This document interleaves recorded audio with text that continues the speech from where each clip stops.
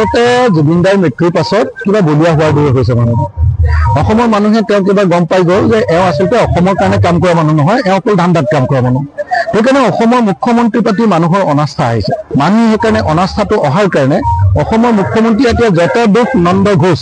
যত যি হোক তাতে অখিল গগৈ আছে বুলি কৈছে দলে দলে আমি মানুহ পঠিয়াইছো বুলি কয় জুবিন গাৰ্গৰ হেৰিয়ালৈ কাৰোবাক মানুহ পঠিয়াব লাগে নেকি মানুহে নিজে গাড়ী ভাড়া কৰিছে আমাৰ শিৱসাগৰৰ পৰা ভাড়া কৰি গৈ আছে মই পঠিয়াইছো নেকি ৰাইজে নিজে গৈছে নিজে জুবিন গাৰ্গ জিন্দাবাদ দিছে ন্যায় দিবই লাগিব বুলি চিঞৰিছে আৰু কোনোবাই নাট ন্যায় দিব লাগে বুলি চিঞৰিলে এইটো অখিল গগৈ মানুহ বুলি কয় মৰিগাঁৱত বিজেপিৰ মানুহে ন্যায় দিব লাগে বুলি চিঞৰিলে তাৰপিছত ক'লে অখিল গগৈ পঠিয়াইছিলে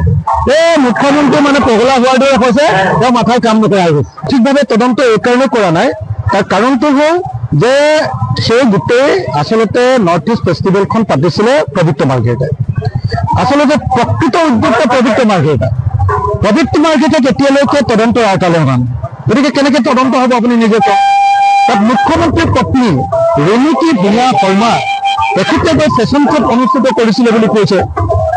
অভিযোগ উঠিছে আৰু ফেশ্বন শ্ব' অনুষ্ঠিত কৰা নহয় জুবিন দাৰ মৃত্যুৰ পাছতো তেওঁ ফেশ্বন শ্ব' চলাই আছিলে এইবুলি অভিযোগ উঠিছে গতিকে এনেকুৱা ঘটনা ঘটাৰ পাছত সেইবিলাক তদন্ত নকৰি এতিয়া কোন দোকানীৰ ওচৰত গৈ কোনে লুচি পুৰি খাইছিলে তাত কিমান পইচা দিছিলে কোন বিহু মঞ্চই কিমান পইচা দিছিলে এইবিলাক তদন্ত কৰি থাকিলে জুবিন দাই কেতিয়াও ন্যায় নাপায় সেইকাৰণে কোনো পৰ্যায়ে অসমৰ মুখ্যমন্ত্ৰীয়ে জুবিন দাক ন্যায় দিবৰ কাৰণে ব্যৱস্থা কৰা নাই সেইটো আমি সকলো অসমীয়া মানুহে বুজি পাইছো আৰু মই সেইকাৰণে মুখ্যমন্ত্ৰীক সকীয়াই দিছো।